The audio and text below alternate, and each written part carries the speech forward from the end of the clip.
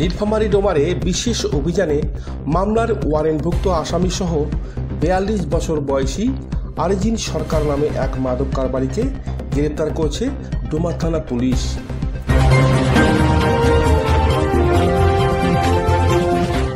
এ সময় তার কাছ থেকে গাঁজা এবং ট্যাপেন্ডাডল ট্যাবলেট উদ্ধার করা হয়। আনিসুর রহমান মানিকের ভিডিও চিত্রে বিশেষ প্রতিবেদন।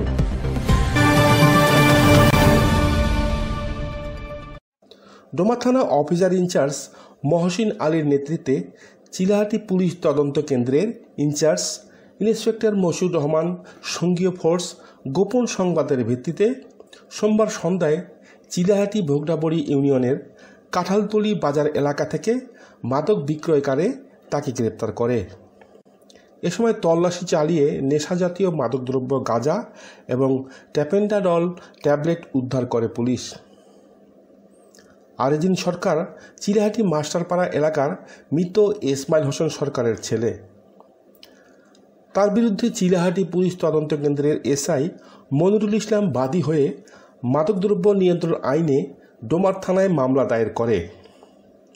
অপরদিকে জিআর মামলার ওয়ারেন্টভুক্ত পলাতক আসামি উপজেলার সোনারাই ইউনিয়নের পূর্ব খাটুরিয়া গ্রামের শাহজাহান আলীর ছেলে মশিউর রহমানকে তার আত্মীয়র বাড়ি থেকে গ্রেপ্তার করা হয়।